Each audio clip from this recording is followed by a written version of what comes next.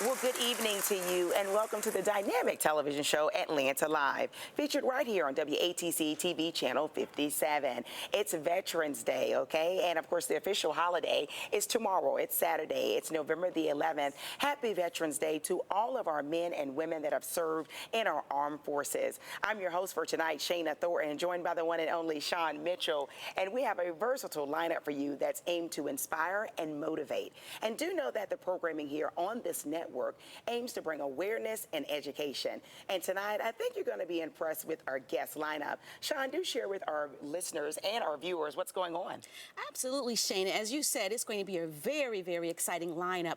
First of all, we have a young woman who's going to share with us a wonderful or an incredible testimony of having lived under a bridge. She was homeless, had addiction, and she has come through. Wow. We are also going to hear from a wonderful couple with regard to marriage ministry and how they keep it together and how they're going to help everyone else. And then in honor of Veterans Day, we will hear from a veteran. Wow, so we have a full gamut for you. You've got to stay with us. You know, I'm not quite sure what you're going through right now. Maybe it's something you're saying, well, it's not that major. I don't want to bother anyone with it. Maybe it's something lingering in the back of your head. Maybe it's your health. Maybe it's finances. Maybe it's something in your relationship. Maybe it's your marriage, something with your kids.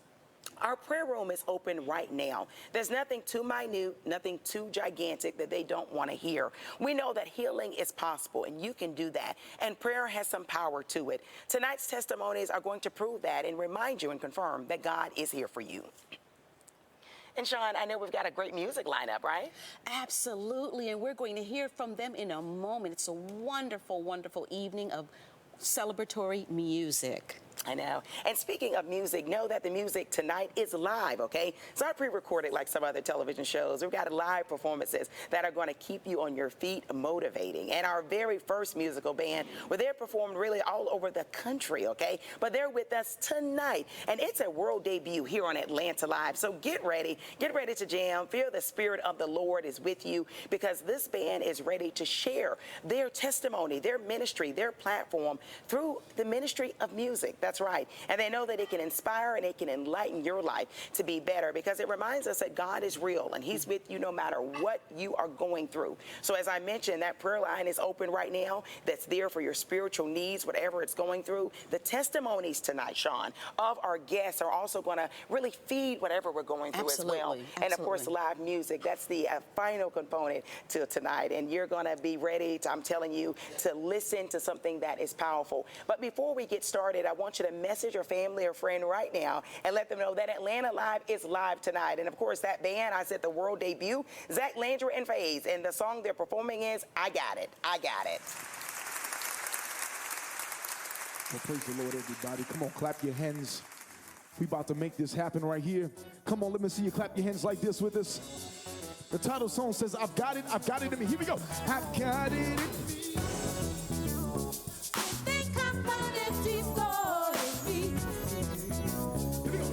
I've got it in me. The understanding and the power gave me. Said He appointed me. He appointed me to do a great work. In this new Christian life. Said He destined me. He destined me to be an example. And the light for this time. Let's go back to the top. Said I've got it in me. I've got it in me, the strength and confidence He stored in me. Hey, said I've got it in me. I've got it in me, the understanding and the power gave me. Said He appointed me. He appointed me To do a great work in this new right life. Said He destined me. He destined me to be an example. to be an example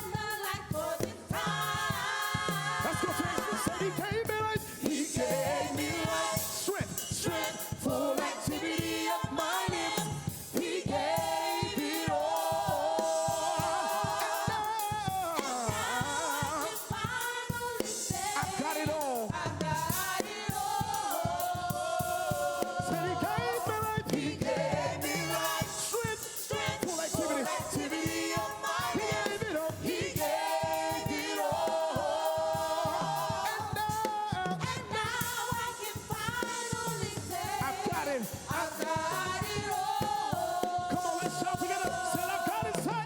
I've got it. Come on, clap your hands like this. Come on, come on. Hey, hallelujah, Lord. Here we go. Said, I've got it in me. I've got it in me. Hallelujah. Lord, we praise your name tonight, God. There's nobody like you, Lord. Said, I've got it, son. I've got it in me.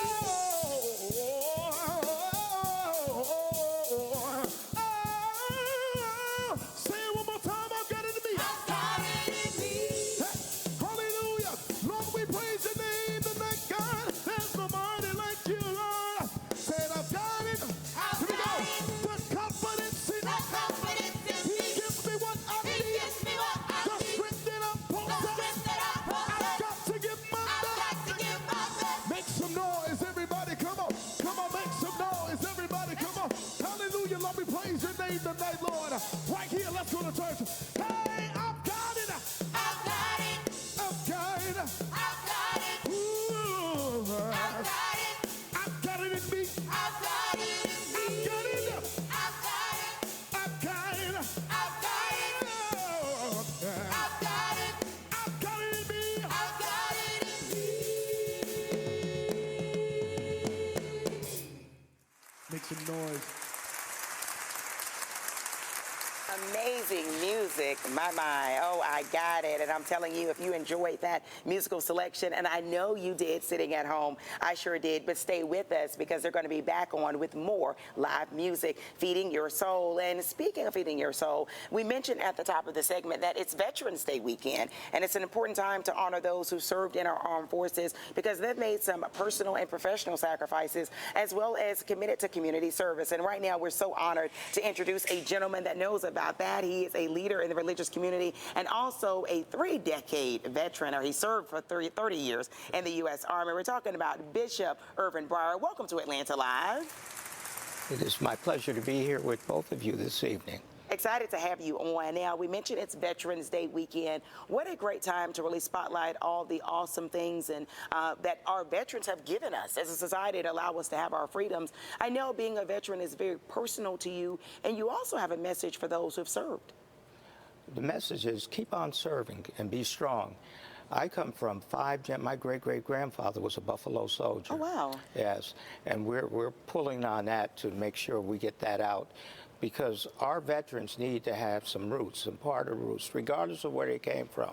That makes them stronger, and that's what I tried to do in the years that I served, both in Vietnam, Okay. 9/11, or here in Georgia and then mobilized into Iraq.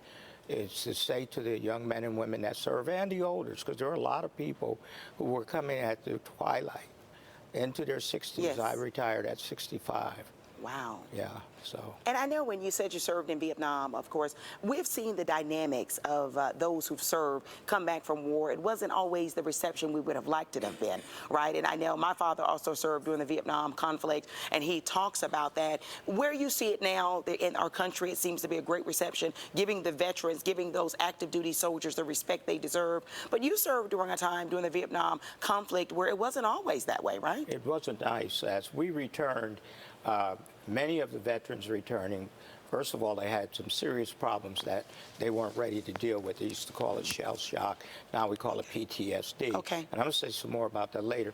But people didn't respect us. I got spat upon when I was at Grand Central waiting to take a train to go up to Beacon, New York, 60 miles north. Never shared it with my family or anyone. I just said, I'll deal with it. I'm going to go back to school, get myself together. And that's what I spent my time doing. But I found a lot of veterans spent their time doing other things. Okay. And one of them is homelessness. The other one is drugs. Yes. So there are a lot of problems that we did not deal with coming out, and was trying not to repeat that now. Trying, but still, we haven't caught up yet. You mentioned that some soldiers who've served active duty and saw conflicts and wars came back with PTSD. Yes. And we've come to a journey in that here in this country, because I know when World War I hit, they didn't really understand it. I think Right. there were even some physicians who denied it. Now we understand there's a term. We know that individuals need to be treated for that. Veterans, but also those who have not served in the military can also suffer from it Right. as well. I know you say to really be healed with that process, it is also a spiritual growth as Yes, well it with is. Christ. I believe that part of conflict is that we are not as rooted as we should be. Like when I grew up, or some others around my age, we talk about the church and it sounds the same. It was part of our life. It was our society, our social values, regardless of our denomination. The town I grew up in, if I wanted to go to play ball, I could go to the Catholic Youth Center. I Okay. could go over to the yeshiva and hang out with my Jewish brothers and sisters. But our society has become more fragmented. We spend more time dealing with who's done what, who owns what. I heard earlier tell me about millennials, and that's a great struggle for me now in my own congregation, trying to get to 18 to 40 to get more grounded. I mean, they're smart, they look good, but time on their side, not your side. And so that's them. But the folk that have been, well, let me put it this way, who have been in the war zone. Yes. And then come back, they're still in the war zone. And so on a mission tonight, PTSD is a part of me, Wow. okay? Okay. And I had it kind of tied up and put inside and tucked it away. I see. And then came 9/11. We're going down and we see people jumping out of a building, My. 100-something stories up, and we're covered with soot. And I said, what is going on? I felt something different all of a sudden. Okay. I was being pulled back to Vietnam, and I said, I don't want to go there. That's an ugly place. So I see. tried to push it back again. I even had one of my soldiers want to commit suicide Oh, my. that had nothing to do with anything other than her own life, what was going on at home. I see. And we have 22 soldiers a day committing suicide. My. And they've never been deployed, never been in a war zone. Okay. So a lot of that has to do with what's happening in our society. Absolutely. Take the church in Texas. Did that strike you? Did that pull a heartstring? Horrible. Absolutely. Okay. Horrible. Absolutely. Heartbreaking. All right. Pastor loses his 14-year-old daughter and his wife, and now they're saying they're going to demolish the building and then build somewhere else. All around, all over the place, bodies, over 26 people shot, others. And so this is the war zone now. And for a lot of people who have been in there, younger people, 25, 35 age group, they don't have the resilience that we had. They didn't have that anchor which the church brought in. I was listening to the song just a few moments ago, and that's where I draw a lot of strength from. And when we were growing up, it was maybe not as praise, if you will, or worship style, but it's still, what a fellowship, what a joy divine, Okay. leaning on everlasting line. Songs like that we could pull to and can relate to, but there's a disconnect with that now. Well, there's not one solution, I'm sure, but how can we bring that back? How can we bring that anchor back for young people as well as society, because it is very splintered? Well, I'm going to tell you, I'm so glad to have a friend of mine named Reverend Alonzo Taylor and his beautiful wife and their 3 children coming to work with us in our church, because they're in that age group and they've done well. They're school teachers. He teaches music. She's got some CDs out, and the boys sing. And I have enjoyed the 10 years I've known them. Okay. Well, not all the boys were there. They have a solid family structure. Grandma living with them, mother. So they, remember that? You used to sit at the table and eat, and you didn't get that little funny thing that you, hello, I'm home. Cell phone, Right, yes. oh, that one. I mean, it's crazy. I mean, if I go out and you pick up a cell phone, you know what I'm going to do? I'm going to say, excuse me, I have to leave. What do you mean leave? I'm not going to sit there and you entertain yourself with a cell phone and I'm taking you to Wow. dinner. But they think nothing of, just rolling through, and I can't. So they're disconnected from the realities that are around them. They get off from work, maybe go shopping, spend some money, book a trip. The only way to do it is we have to gently, we can't push them, pull them back. So that's one way we're going to do it, by introducing him to, and I told him worship's going to be important for me. The other thing that's a reality is we're looking at the community. We're identifying people through giving out food and gently used clothes. And people are coming in, and they don't all look like me. And probably 60% of them are older people who have just been left by the wayside. And so now there's a different group, and they talk to our young people. I see. And they tell them, you should really like this. You got a pool table here, bought it at the pawn shop.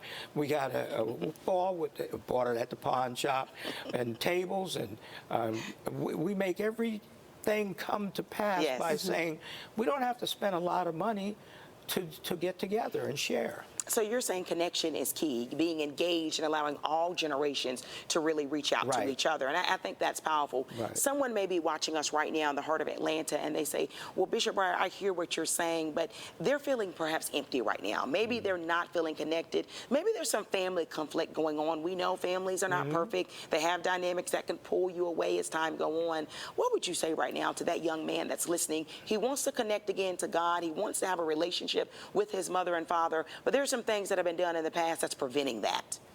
First thing that he has to do is realize that none of us are perfect. And then be able to let somebody, mine is, come here, let me talk to you. And I said, do you mind if I do that? I said, no, I'm not going to hurt you. I said, my dad used to hug me every day. How you doing? What's going on? And I said, and I can't replace what you've gone through, but I'll tell you this, if you can sit down and talk to me, come on, what do you want? Go to the refrigerator and get a soda, or you don't want a soda, get water. I said, we even have ginger beer, you know, from the West Indies. He said, I never had one of those before. I said, okay, you take one home too. And he's looking for, I said, no, you just take your hand and turn it and, you know, and tap him with the bottle. And I sit there and I said, what do you do in your spare time? He said, I wish I had spare time. I said, what do you mean? So I'm looking for a job. I didn't finish school. Well, I know a GED program. Well, let's talk to SAG. I think you know about that. I said, would you be willing to do that? Well, you know, I've been in school and I've tried. I said, but let's put what's behind you and think about, tell me about some things that you want. What would you like to do? Where do you want to go? And sit back for a minute. Don't Bishop, you have a phone call. Just hold it. I'm talking to a young man who I'm very interested in. And he said, you didn't take that phone call. I said, you're more important than that phone call. Wow. And I think that's what we need. It sounds like you're a wonderful mentor. We need more mentors. Absolutely. To bridge the generations. We had, in a unit I was in for the last 6 years, 8,900 soldiers from Maine to Puerto Rico. 5 brigades. And all of the chaplains that came in, my interview was this. My commander, 2-star, Major General Silverman, was watching his team, Michigan, play the Buckeyes, my son-in-law. And he said, what do you think about this, chaplain? I said, I'm sorry, sir. He said, sit down, come on, you can tell me. I said, okay, I'm terribly honest about things like that. I said, you can get your tail whipped. I said, you can't stand the heat. And he turned it off and he said, thank you for your honesty. And that was what I wanted to hear, that we have to be honest. And so when he asked me about myself, I said, look, I came in on my 16th birthday. I had a couple of beers. I didn't know. And wound up at my neighbor's house, who called my father, and then he turned me out the door. My father said, what were you thinking? And I said, look, I'm grown. He said, oh, you are? And my father moved his hands like that, and I threw mine up. It was a reflex. The next thing I know, I was on the floor, and my mother was laying across me saying, don't hurt him, he's our son. He said, if he gets up again, he's going to get more than hurt. I was so embarrassed. So when I'm talking, I talk about how I grew up. How our parents, we had to check in. We had to get up and do that. That's another thing. I have young people who don't know how to even pull a rake over the lawn. So if I'm there and they come by and say, I need to talk to you, and I said, well, we can talk while we work. I don't do work like that. I said, what do you mean you don't work like that? Who does? Oh, my parents pay somebody to do my lawn. See, so they don't have responsibility. We used to call it the the checklist Yes. or the duty roster. My brother and I mowed lawns, but we also did what? Wash dishes. I see. The girls didn't have to do lawn, but they had to make up the beds. My mother was a stay-at-home, and he worked a job and a half, my father. And I said, well, Dad, if Mom went to work, it'd be easier. He said, then I wouldn't know what to do with y'all. You'd be running wild.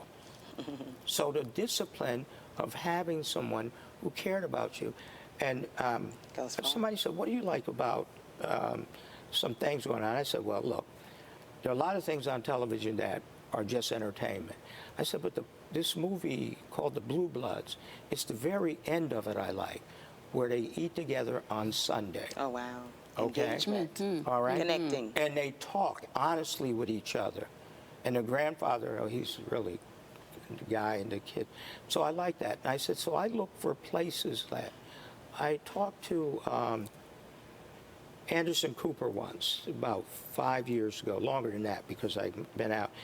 And I knew his brother had committed suicide. Okay, Vanderbilt. See, people think money's everything. But this young man had some serious emotional problems. Tragedy was a part of their life. So he's reading a book with her. He jumps up, runs downstairs, runs out to the balcony, and leaps off onto the FDR Drive and's killed. Anderson's talking about it. I get on the phone. I'm out of the country, and I said, this is Chaplain Breyer. I'd like to talk to you about that program you just did.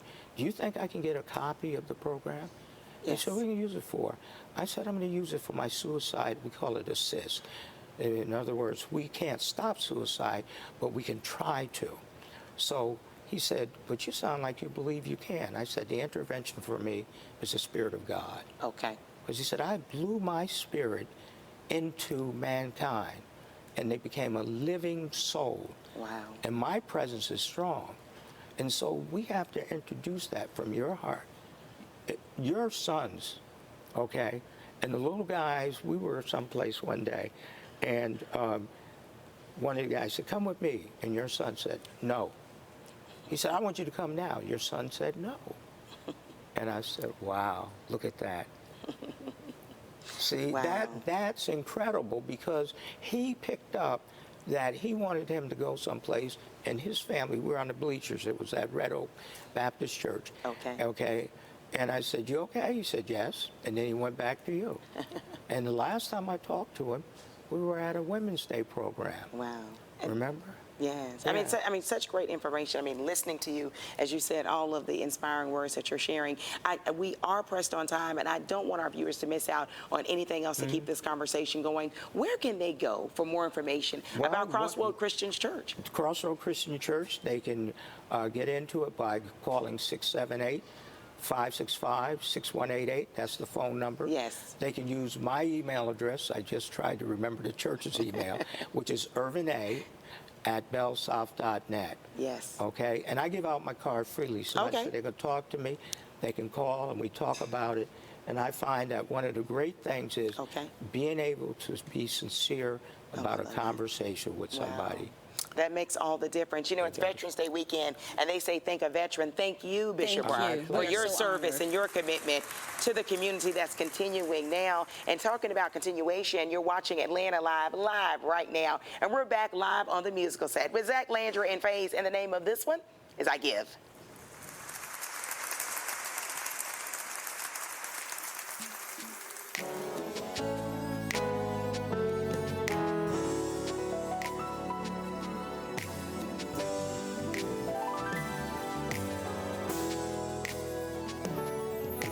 Oh Lord, I am your child. You are my God, known in everything you do. I praise your name.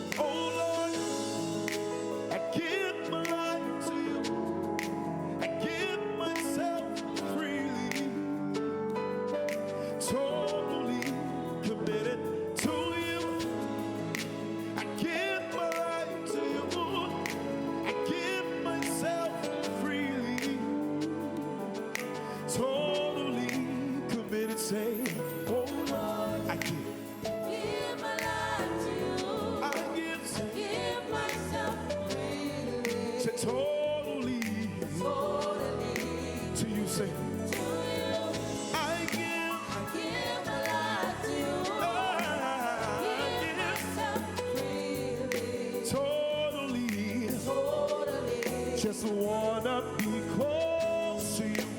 Wanna be close to you. Gotta be close to you. Just wanna be close to you.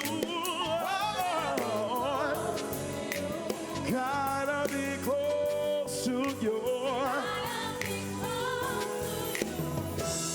In you I live, in you I breathe. Oh,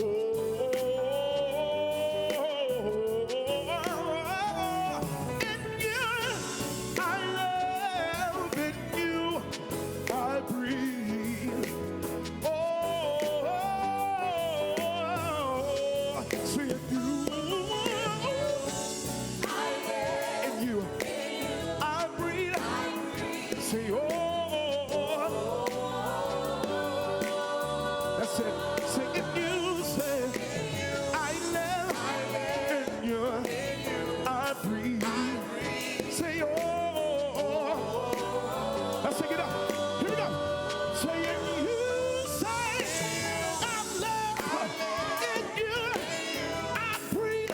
Say in you I live, in you I breathe. For God I live, for God I die. Lord, we praise you. Lord, we need you. In you I live, in you I breathe. One more time. In you I live, in you I breathe. See oh,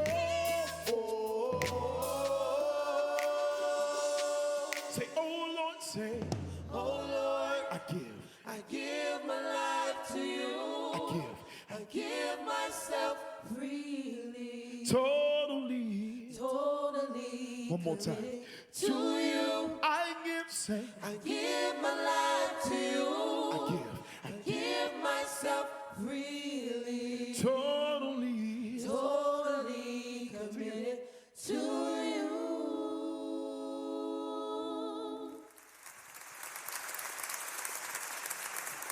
Amazing music. Stay tuned in. They're going to have more for us, and we're also going to chat exclusively with them so they can tell you what motivates their musical ministry. Well, you see, our first interview already kicked off to a great start, and I hope you were encouraged. Of course, we had Bishop Irvin Breyer on with us, and he served 30 years in the U.S. Army, and he had a special message for veterans and those in the civilian world as well, wanting you to know that God certainly loves you, and no matter what you're going through, no matter how big, no matter how small, God is here for you. And we certainly want to thank and recognize all of our veterans that watch this network, WATC TV channel 57. Veterans Day is a very important day because we get to recognize those who served in the U.S. Armed Forces. And just a little fact, it initially started off as recognition for those in World War I only. But in 1954, it evolved where we now recognize all those who served in U.S. conflicts and wars domestically, and those, of course, internationally and abroad. So happy Veterans Day, and we certainly cherish all of your service. Well, right now we're going to go to the prayer room. My co-host Sean Mitchell is there, and she's going to speak with some prayer warriors. Stay with us. Hi, I'm Sean Mitchell, and I'm here in the prayer room this evening with Alana Lewis, and we have a number of calls coming in at this very moment. We encourage you to call. The number is 770-300-9828. We are waiting for your call. Alana, tell us what people have been calling in to pray for. Well, Sean, we've received various phone calls tonight, believing God to answer prayers regarding peace, protection, guidance, and increased walk in with their journey with God. Okay, so don't put it off. And if you haven't received Jesus as your Lord and Savior Christ, call us now. If you don't know what that means, call our prayer partners to take you through the steps. Alana, do you have a scripture for us? Well, Romans 10, verses 9 through 10 says, "If thou shalt confess with thy mouth the Lord Jesus, and shalt believe in thine heart that God has raised him from the dead, thou shalt be saved. For with the heart man believeth unto righteousness, and with the mouth confession is made unto salvation." This is a scripture that leads us to salvation, and also leads sinners to forgiveness and believing in Jesus as their Lord and Savior. Absolutely. Once again, our prayer lines are open. The number is 770-300-9828. Continue to call. We're here waiting to receive your concerns.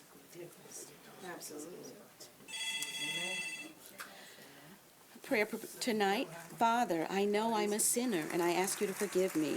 I believe Christ died for me, and God has raised Jesus from the dead. I want to turn from my sins. Jesus, come into my heart and be my personal Lord and Savior.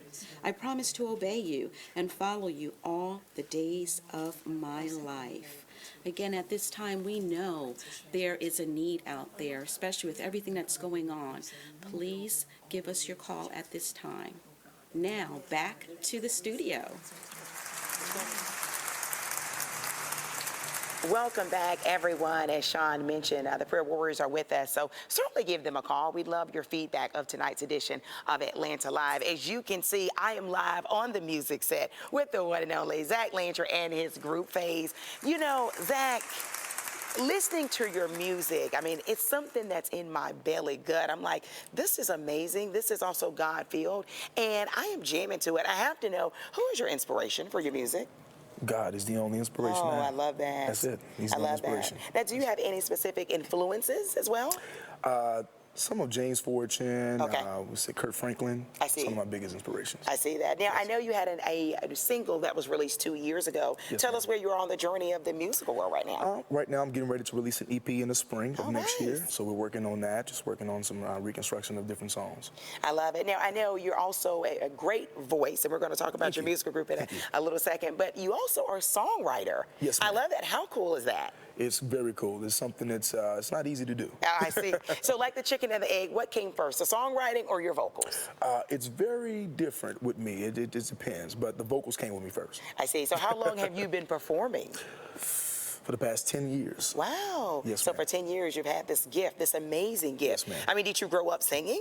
Yes, I grew I up singing see. all my life. Wow, Yeah, what grew a up in church. powerful voice. Now, for Thank sure, you. Zach Landry, but introduce us to your musical group. Yes. Okay, so right here we have my soprano, Tiffany French. I see. We have my alto, Angela Gilbert here. All right, Tiffany and we Angela. have my tenor, Garen.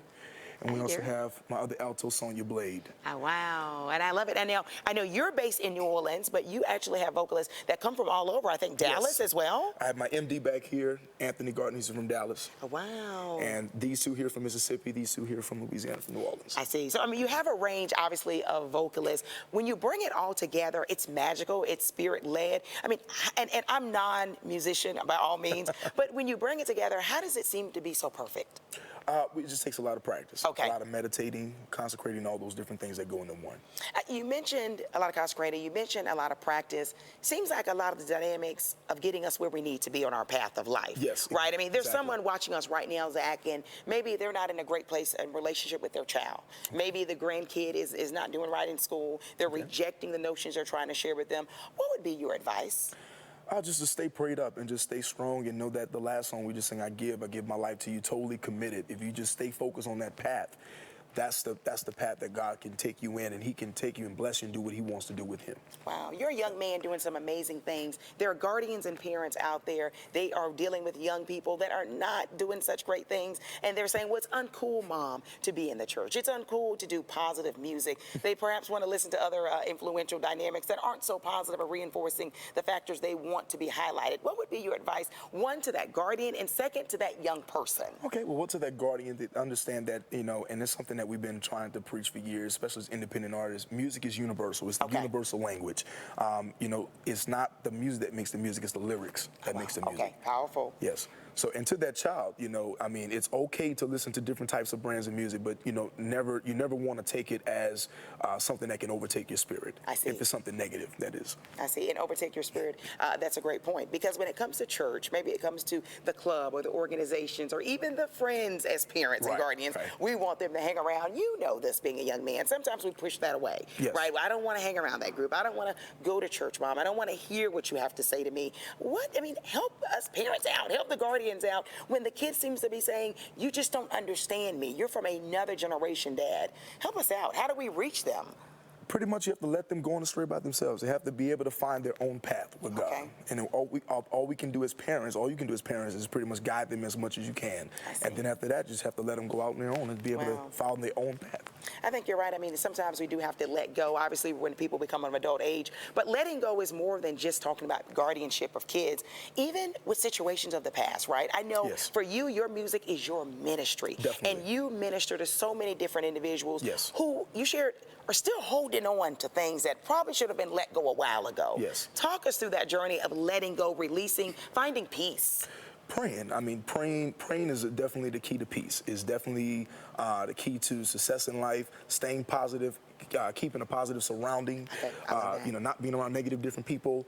You just want to follow your own path, find you, be confident in who you are. I love that. Yes. I mean, obviously, Zach Landry, you're at a great place in your life professionally and personally, Yes. but I'm going to ask you this hard question. If you could go back 15 years ago to that younger man, that younger version of Zach, what would you tell him? What would be your advice for him? If I was 15 years old, oh, goodness. You know what, at that time, I was all doing my own thing. So, So, any advice that you would give him or stay someone? positive. Okay. Stay positive. Stay happy no matter what goes on in life, no matter what happens, no matter what kind of joy, what kind of things are happening in that certain season. Okay. Stay positive. Okay, stay positive, which is not always that easy. But No. like you say, surround yourself with positive people. Exactly. But sometimes that may mean we need to dispel individuals or dynamics that aren't healthy for us.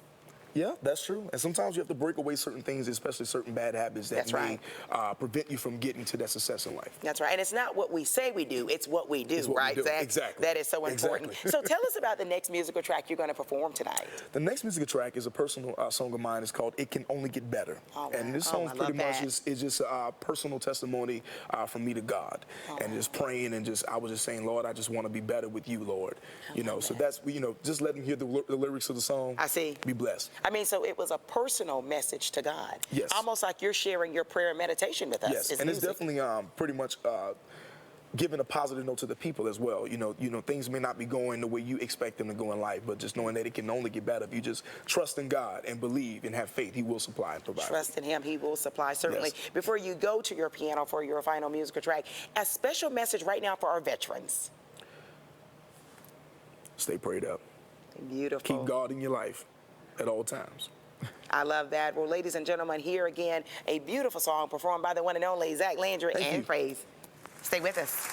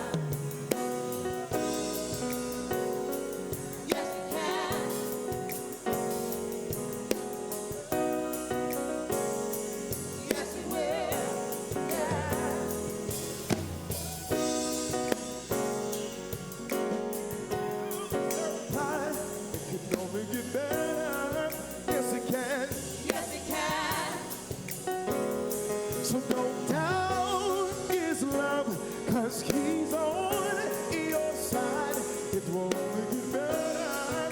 Yes, it will. Yes, it will. Just trust. Just trust in God. He will supply. Yes, it can. Yes, it can. Don't doubt his love. Don't doubt his love. 'Cause he's on. He's on your side. It will only get better. Yes, it will. Oh, yeah.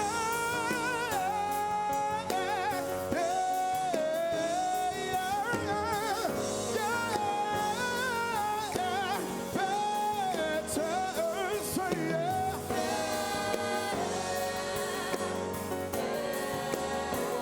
Say yeah. It will only. One more time. Say yeah. Say yes. If you only believe, it will get better. It will only. Take it up. Say yeah. Yeah, yeah.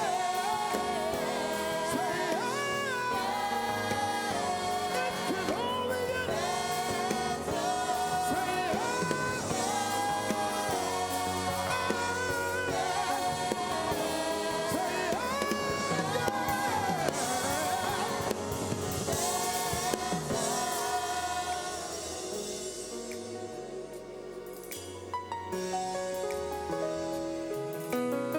hallelujah. Say yeah. Yeah.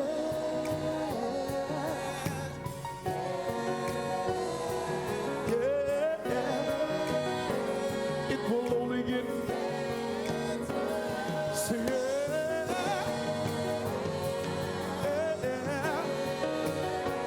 Say yeah.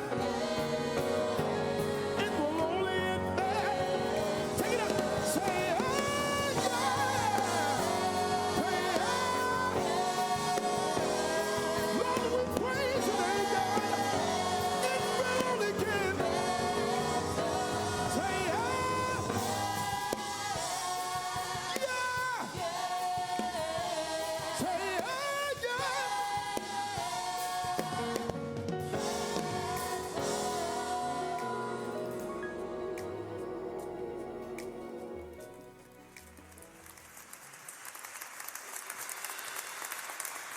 Absolutely fantastic, fantastic. Shayna, now we are returning with a wonderful, wonderful story, very inspirational from Miss Blossom Rogers. And does she have a testimony to share? Wow. Well, welcome to Atlanta Live. We're excited to have you on. Well, thank you. As Sean pointed out, you have a powerful testimony and journey, and we want you to highlight it right now. Well, like I tell everybody, I am not the one to gossip, Okay.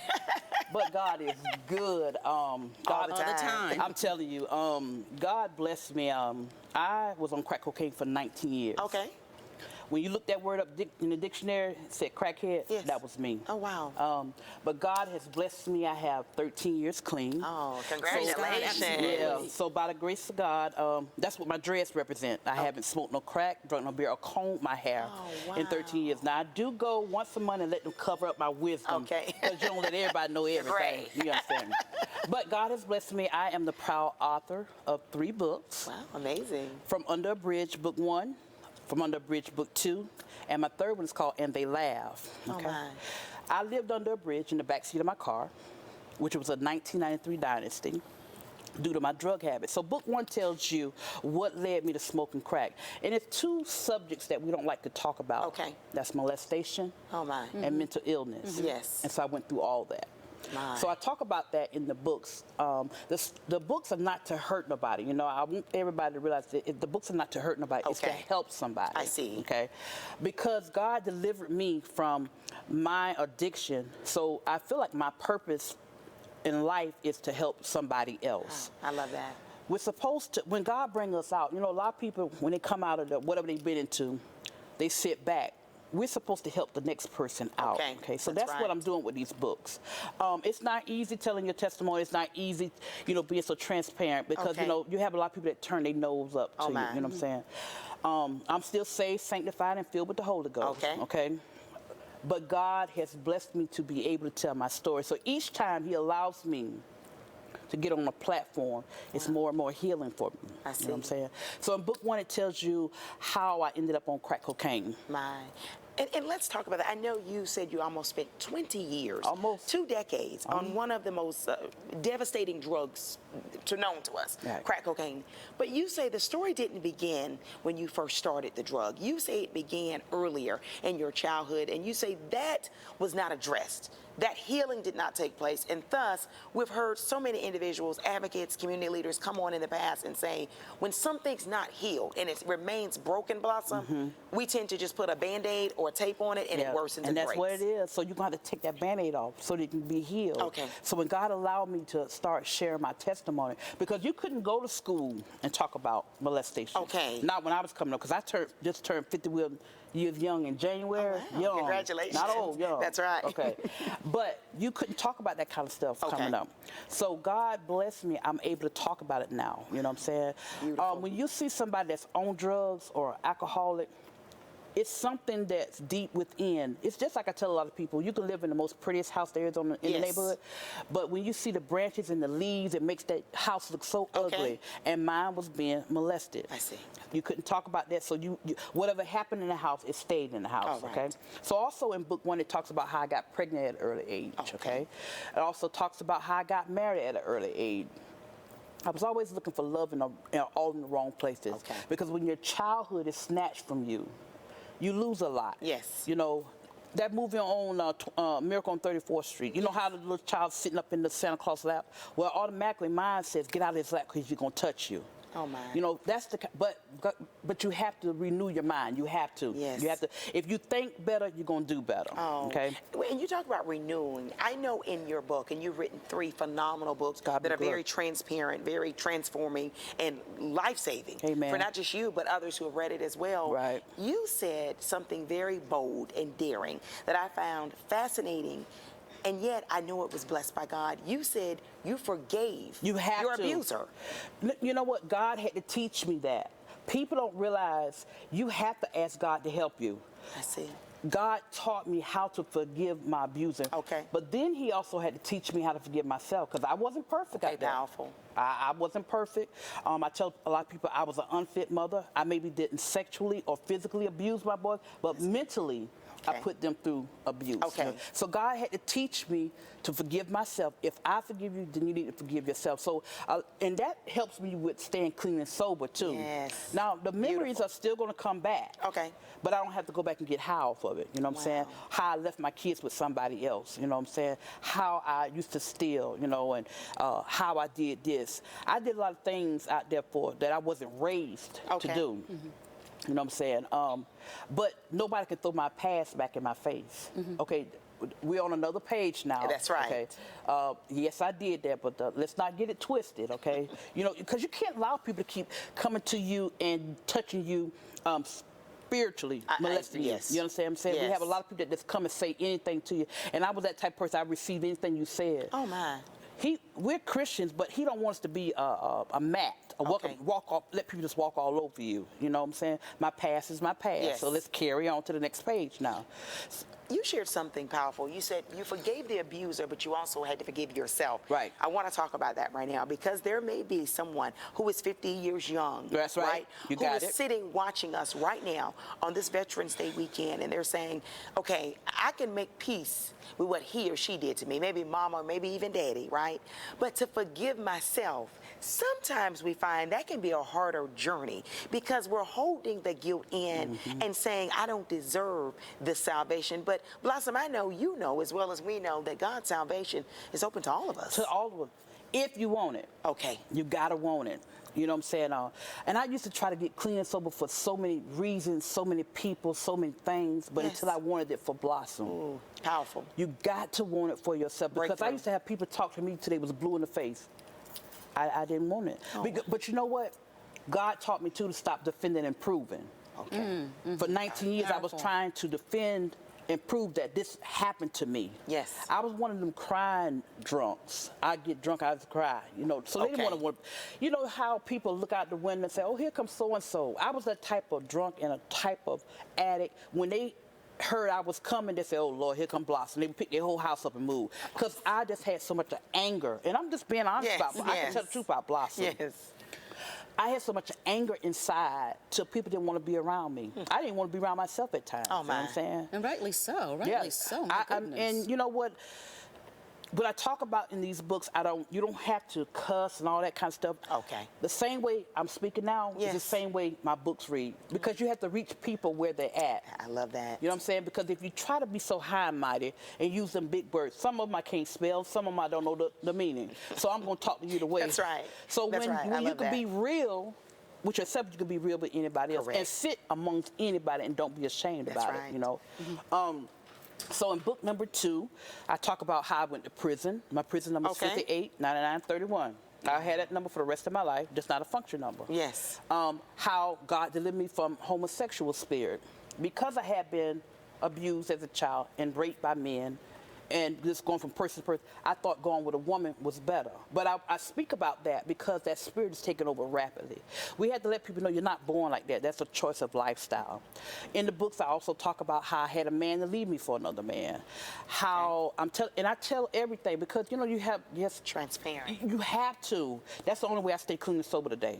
Wow. That's the only way I stay clean and sober. And I know you spoke about at the top of the segment, you were homeless for a number of years, and you have kept with you the shoes, the purse, and the shirt. Right now, if you look at the B-roll footage for our viewers at home right now, we can actually see the purse, the shirt, and also the shoes that Blossom Rogers wore when she was homeless. If we can see those in a few seconds, I know individuals can see it firsthand. You keep those, and I want to ask why. First of all, I couldn't give them away. If you see what they Okay. look like, who want them? Blossom. But I was so proud of, I'm telling you, I was so proud of that shirt, girl, because I had came into a lump sum of money. Okay. And so I went to the store and I bought that shirt. Yes. I had to been high when I bought it, but you know. And the shoes, I had the shoes. I went to Payless and I bought them shoes. Girl, Okay. I was so proud of them shoes and the purse, and I could not give them things away. Sitting in the crack house. And I remember I was so sick and tired of being sick and tired of being sick and tired. You got to be like that. You got to want something different. I don't want to die and have never lived. You know what I'm saying? I don't want to ever die or ever be in a nursing home said I wish I could, I would have. My mind. So every chance God give me, the same energy I had when I was smoking crack, asking dope boys, can I do this, do that, is the same way I do now when it comes to people's TV show. Can I come on your show and tell my story? Okay. So I'm still a hustler, but I'm hustling for God I now. see. You Oh, I understand? love that. So you just changing. I just changed my partner. I still love to laugh and have a good time because That's you know obvious, I'm yeah. saved, sanctified, and filled with the Holy Ghost, but you still can have a good time. That's right. Stop making it seem like we can't laugh. I You know what? I'm nappy-headed by choice, not by force. Okay. I don't care what people say. I used to cry when they called me baby bubble lips when I was coming up because I had large lips. Now people are going to get their lips blowed up. Okay. I don't have to do that. I just put lipstick on and carry on. You know what I'm saying? So when you can love yourself, that's all that matters. But see, I used to always look for love. Okay. So love yourself. Tell yourself you look good. Take That's right. yourself out to eat. You know what I'm That's saying? right. You got to live because life is not. Tomorrow's not promised to you. Absolutely. It's not. And what we want to ask you shared something with us in terms of it being generational, the molestation, the keeping it in, the holding it in an effort to help someone or anyone who's watching now, hearing your story. What advice do you have for that child, male, female, anyone who is in that situation, as well as the adults in these situations? Because in a lot of instances, there's an adult who is aware of what's going on. Okay. If they haven't dealt with their own issue, they're not going to be able to help nobody else. You know what I'm saying? It's the blind leading the blind, okay? Now, one thing I want you to know, and I'm not taking up for my abusers, a hurt person hurts another person. Yes. they had to have went through something in order to inflict that on me. You know what I'm saying? You just didn't wake up saying, I want to abuse a child. Just like I didn't wake up, I want to be a crackhead. Okay. So you have to find out what the root is. And once you get to the root, then you can deal with it. But if you're not willing to deal with it, if you still want to sit on it and still deny it, you're still in bondage. I'm free. I'm free. And I tell a lot of people, God don't bless mess. Oh. If I was lying about anything, he would not continue to open up doors for me to tell my testimony. You know what I'm saying? So it's to tell your story is helping you, and it's most of all helping myself. I don't mind sharing my story because each time I share my story, it's more and more healing. More and more. I used to consider the word molestation without going getting high. You know what I'm saying? So, like I said, I thank God for deliverance. Wow. I mean, there's power in your testimony. There are countless men and women that have gone through that. They're just not as transparent. And I do respect the right of individuals. I think it's a personal choice. But I am suspecting that with your sincere testimony, with you being so transparent, someone is being encouraged right now. I pray to someone God. is being inspired, I know, watching Atlanta Live, to say, if Blossom can have been healed from the brokenness of things, a lot of it was not in her control. Some things later was actually in her control. But look where she is today, a confident, achieved, and popular author and inspirational speaker on a regional national program talking about what she's been through to inspire others. I know someone right now is listening and they are watching, knowing that. Give them a little bit of hope, a little bit of wisdom to say, if Blossom did it, it may be different, but they can do it too. You got to want it for yourself. You got to want it for yourself. I can't stress that enough.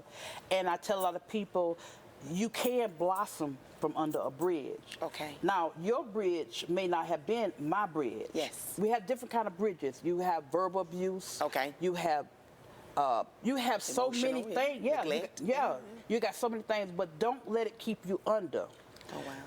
Come from under that bridge, drive over the bridge to your dreams. You can accomplish who would have thought 13 years ago that I've been sitting here in Atlanta on a Friday night?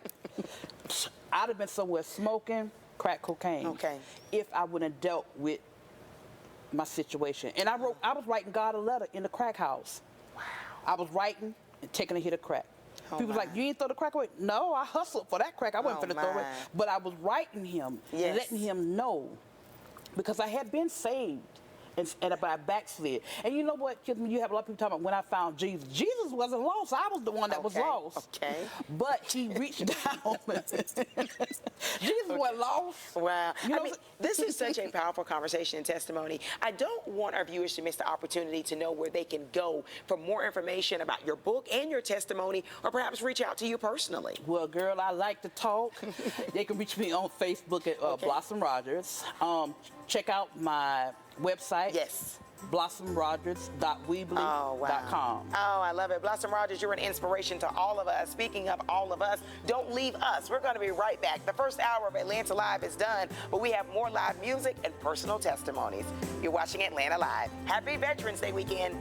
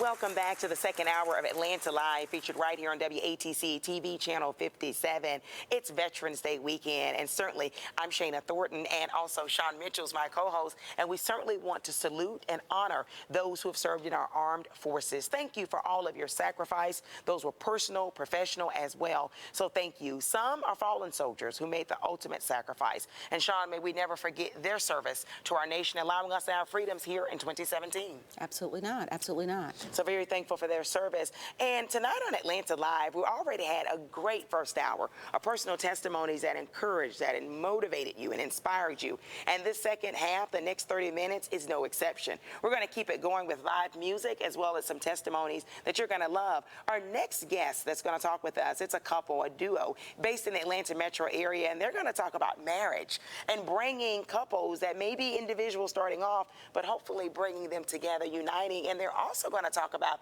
the different seasons of relationships and marriage. Absolutely. Very, very interesting couple. They have a lot to share. Oh, they do. And they have been married for nearly a quarter of a century. So they have a lot of wisdom to share with us as well. You're going to love them. Very pleasant couple, again, based here in the Atlanta metropolitan area. But we have music with us, and you heard them in the first hour, Zach Landry and Fraze. And the music was phenomenal. It inspired. And actually, speaking with the band leader, he shared that he's been singing since he was a small child. He's excellent. The entire band is exceptional. Oh, they were. I mean, they were just awesome. I mean, I love how the spectrum of the vocals from soprano to alto. And Sean, the funny thing is, I fit nowhere in between any of that.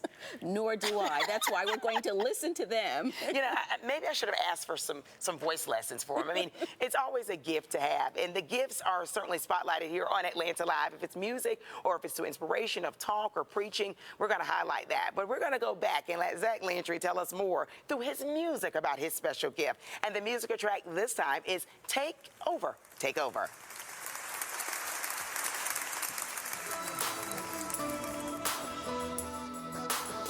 You ready? Oh, oh, oh, oh. Let me sing it. Oh, oh, oh. Yep. Oh, sing it.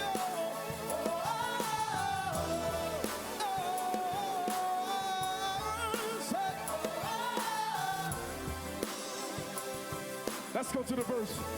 Oh, I said we worship you. We reverence you.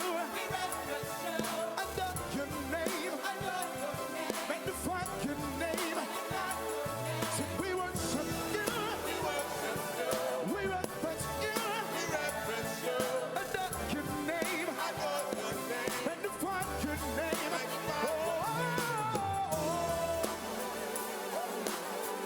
Let me sing it. That's it, I feel that. Say it.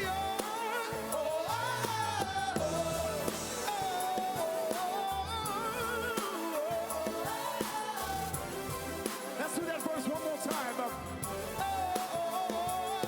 So we worship you. So we reverence you. Under your name. Magnify your name.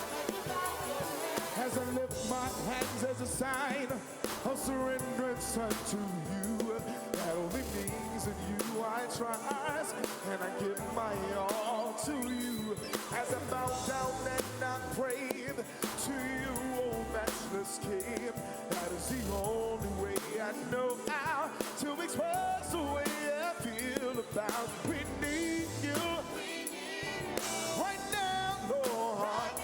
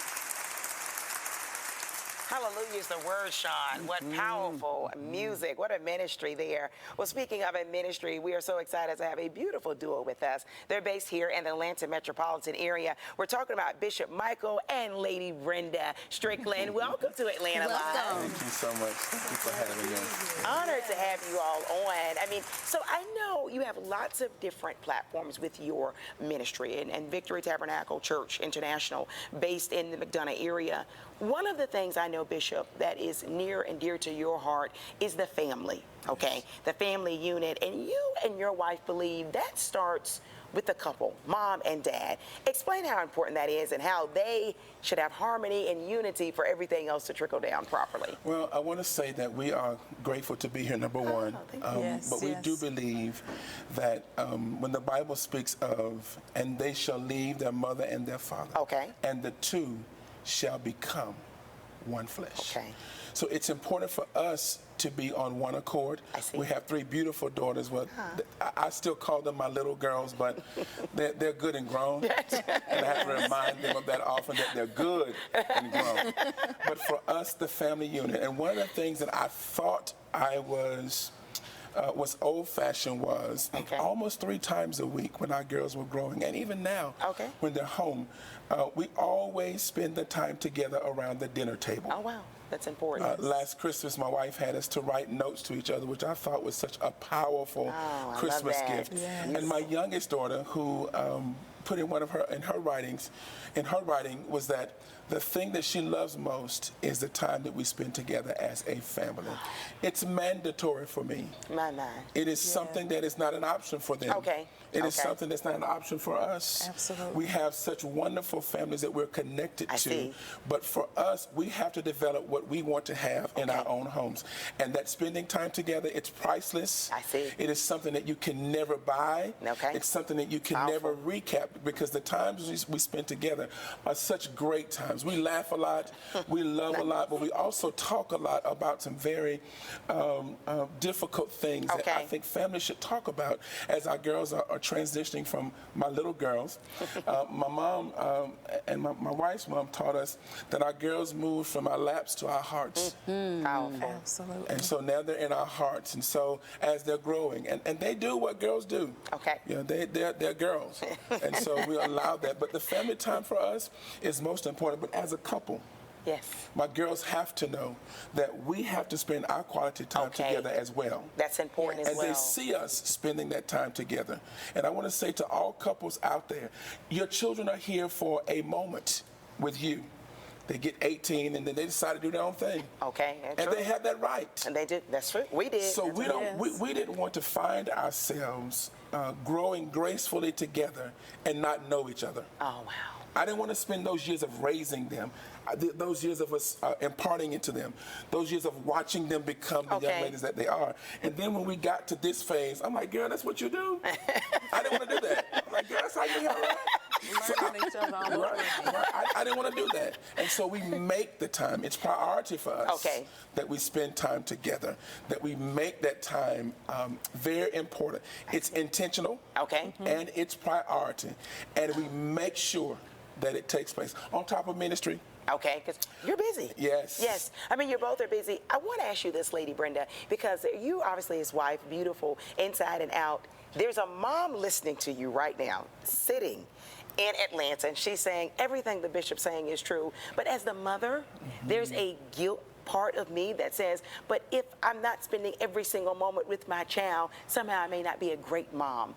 Help that young lady or that middle-aged woman through that, because you know there are a lot of moms who do feel that way. I think that mom, the first thing you need to understand that the kids are like whipped cream on top. But the marriage is number one. Oh, wow. And the children is just an additive. And a lot of times we switch that thing around as moms, and we think that the children are most important. However, they're just an additive to the family, and we are to give them, we are to love them, yes, give them what they need. And however, your husband is still number one. She still knows how to make me smile. That is At the 24 that is so years. special. Absolutely. I mean, that's important. Absolutely. Bishop, how important is it that our children and your family, but all families throughout the United States, see good examples of that? Because, I mean, it's done for the right reasons, but I think some things that we get remiss about in society today is saying our children need to see us loving and caring. And also, I'm going to pose this, even when the challenges and the hard times come up, for them to see that we're able to push through them. And not only does that perhaps teach them about a relationship and marriage later, but also dynamics on a job, if you're personal in your life, whatever you're going through, that we can push through it. How important is that example to be set? I'll go this route. One of the things that we did back in 2005, I believe, I'm an educator by profession. Okay. And then in that season, the Lord instructed me to leave my job. Oh, wow. Okay, my girls were of age. Okay. And I called them all together. I said, listen, I'm getting ready to go into a new phase. Yes. And I'm going to need you to identify that as we go through this phase, you're going to see the hand of God at work. Powerful. You're going to see what your faith in action does. Okay. You're going to witness through what God is doing in our lives connected to your life, and so our family will become that unit where people will see that what your faith in God will do for you. Oh, my. So it's very important, as we are extremely busy, but we have to model this. Okay. And I tell my girls all the time, you weren't born into this private life. You were born into a public life. Okay. And it's not nothing you asked for. That's true. It's just just what comes with what you came with. That's true. And everything my girls do, it's always, we have to make sure that we can identify what's going to go public. Okay.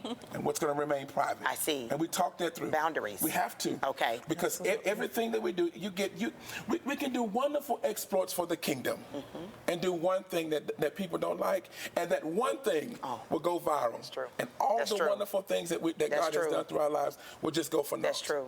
So this whole concept of us being a model, we stand firm on our faith. Oh, wow. And my girls, and I love all of my girls, yet my oldest daughter is our prayer. Okay. Oh my gosh. Wow. She prays. That's her gift. Yes. My middle daughter has this heart for worship. Oh, she'll sing Her you gift. under. Yes. And my little girl. He's a dad. Yeah. He's a dad. She's 19, guys. She's my young prophet. Oh, wow. Her gift. Yes. They all have their They all. gifts. You know, obviously you and your wife were blessed to have those examples set for you by your parents, right? Yes. You know there are lots of people watching us right now in Atlanta or watching us throughout the country. They didn't have that example.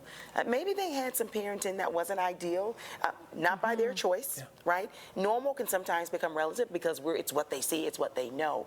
What would be your words of wisdom, your advice for someone that's saying, I love the model that you have, Bishop, but I didn't come from that. And trying to create that in my household with my husband or wife has been challenging because I'm trying to make it, but it's uncomfortable, it's awkward, or perhaps there's a wife or a husband who's trying to make it, set those great examples like you all with their spouse, and that person's rejecting it. What do we need quality time for? I have my life, you have yours, we'll just come together and go to church on Sunday. You know there are people that grew up like this.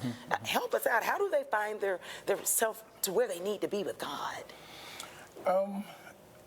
One of the things that we know about our marriage is that we had two distinct, different upbringings. Okay. Absolutely. So my wife came in with one set of bringings. Okay. I came in with another set of bringings. And so when we got together, and I want to say this, and she knows we're good here, the first 7 years of our marriage were very tough. Okay. Because we were trying to become. We were trying to pull together. I see. And we were trying to bring in pieces that did not match. Okay. We were trying to build a puzzle, and nothing in the puzzle looked like the pieces were going to go together. I see. But what we decided, please catch that word, we decided that our house was going to be one that was going to be built on the principles of God. Powerful. And we were going to do the work that it takes. I see. Yes. We were going to build the kind of family. We were going to build the kind of life. And we brought in from both of our upbringings, which is so key, I didn't come in to change her. Okay. She didn't come in to change me. I see. But we came in and we decided to work with what we had. Okay. To Powerful. build what God would have us to build. And so I would encourage every couple out, come in with, and we brought in a lot of baggage. Okay. Everybody does. We brought in a lot of stuff. We brought in a lot of perspectives. Okay. We brought in a lot of, this is how I like to do it, this is how she likes to do it. But when we came together, we decided this is how we're going to do it together. God be the glory. We talked about that. And this is one of the things that's key for us. If we're going to conquer it, we've got to confront it. Okay. Oh, wow. So, I mean, we've got to acknowledge it, right? Absolutely. And you know this. There are individuals, and not just even talking about marriage or relationships, but in their everyday doings, they don't want to confront things, right? I say they're non-confrontational. And I'm not talking about people that are getting volatile in public, but I'm saying if there's trouble, they'll shut down. Yes. If there's trouble, they flee, right? It's a flight or flight, and they're flying away. How dangerous is that for a marriage and a family unit? I can say that, you know, we often relate our life as a process, Yes. but our marriage is a process Yes, it that is. we have to go through different seasons. And you have to recognize what season you're in your marriage and understand that this is just part of our process together. Wow. And some of those seasons, Sean, I know, and you all spoke about this earlier in the green room, it can be winter, Yes. which is tough It's cold. to get through. That's right. And cold. things aren't growing. It Yes. looks like it's dying. Yes. And oftentimes, I do this every single day. I work on the man I see in the mirror Okay. to make what we do together work. Powerful. So I have to identify my stuff. I have to identify, and I was a very, and that's past tense. Okay. Very stubborn person. Okay. I was very into me. I see. So much into me that my first check I got as a teacher, I spent most of that check by permission of my mom on shoes. I see. I was selfish. I see. And so when I got married, I had to say, hey, you get yours. You Okay. work, do Okay. yours. Okay. Do you, I'm going to do me. Okay. But I had to quickly learn. I had to quickly learn. Or should I say there was a quick lesson. A lesson in There it. was a quick lesson. And I want His to is mine, it was mine, it's mine. and I want to say to everybody in the marriage, we are and we should remain teachable by each other. Absolutely. Wow. And I think that's powerful because, one, I think so many men and women both can relate, but to be a man sitting in, and also leadership in the body of Christ, right? For you to be honest and say, I'm human. These are mistakes that I made. I think it only inspires other men and women to say, you know what? I'm at a point where I can also grow to allow that marriage and household to be better. Before we leave, I have to ask this very real dynamic. How dangerous or how helpful is it to compare one marriage to another? Because, you know, we can say, well, Sean's marriage is like that, but mine is not like that, and then the Strickland's isn't like that. How dangerous is that to get into comparing? Because, I mean, you know this, Lady Brenda, that a lot of times women and men, we tend to do that. He got you what for your birthday? And then we somehow sort of eternalize those thoughts about, well, does mine really love me? Absolutely. One of the things that going into this marriage we talked about was that our love, if you turn around, it will evolve. Okay. Oh, wow. That's right. Love, spelled backwards without E-L-O-V-E, it evolves. Yes. And so as the love evolves, our becoming one does as well. We didn't say, yes, I do at the altar, and tomorrow we were all, no. Okay. It was work. Yes. And so going into this, we identified that we will grow in this. It is dangerous to compare the them to the us. Okay. So we have to walk our path. Yes. We have to ask God, what have you purposed us together for, that we might walk that place of purpose with passion to pursue it until we get to that place of destiny. Wow. So and we've gone through that seasons of comparing. And we've sat down and we've talked about that. I'm like, you know what? This is not for us. Just because they did it over there. So what we do is we learn to celebrate marriages. That's right. Oh. Yes. We learn to celebrate them. You know, hey, y'all doing good. Great. The Lord bless you. We're thankful. Yes. So we learn to celebrate marriages. I love that. And then what we do is we have this thing in our house where when God is in the neighborhood, we just put a shout on it and say ours is on the way. Yes. Oh, right. I love it. So, it's a full circle, and we're happy and proud of others as well. Yes. Before we leave, we want to wrap up. Where can this conversation continue? I mean, because I know your church is very popular in Atlanta metropolitan, the McDonough area. Where can our viewers go for more information about the marriage ministry and the other platforms and ministries your church is doing? Victory Tabernacle Church International. People can find us and follow us on Facebook at Victory Tabernacle Church International. Our website is www.igotthevictory.org. Oh, I love it. Yes. I love it. I got the victory. And not only are they a wonderful couple, again, Bishop Michael and Lady Brenda Strickland from McDonough, Georgia. Thank you for joining us. But you got to stay with us. We're not done yet because he's also an amazing vocalist. So he's going to sing very soon. But first, we have some beautiful scripture to leave you.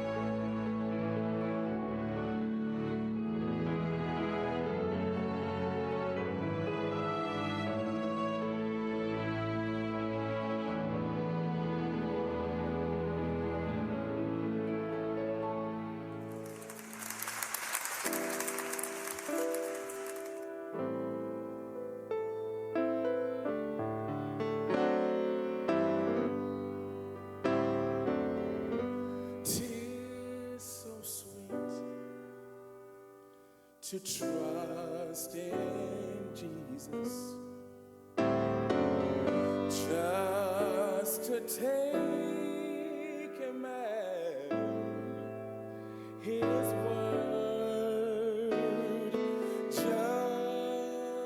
to rest upon his promise,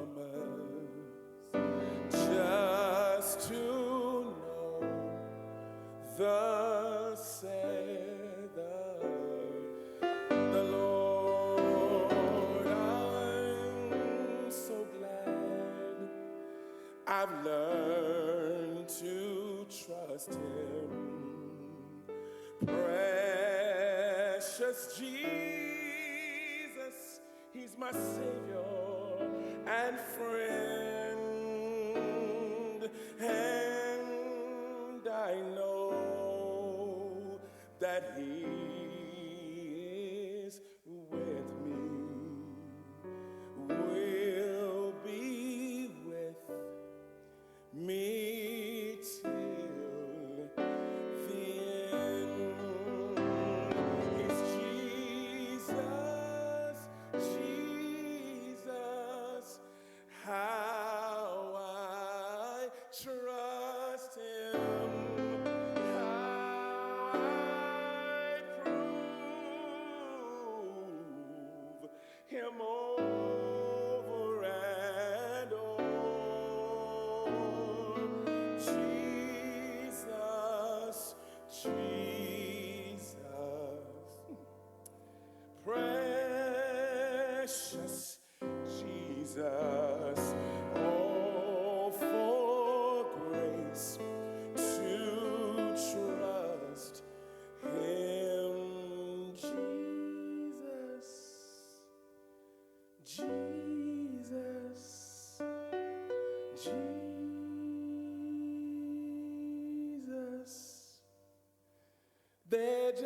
something about your name. You're my master, Savior, Jesus, like a fragrance after the rain. You're my Jesus, Jesus, Jesus, let all heaven and earth proclaim. Kings and kingdoms shall all pass away, but there's something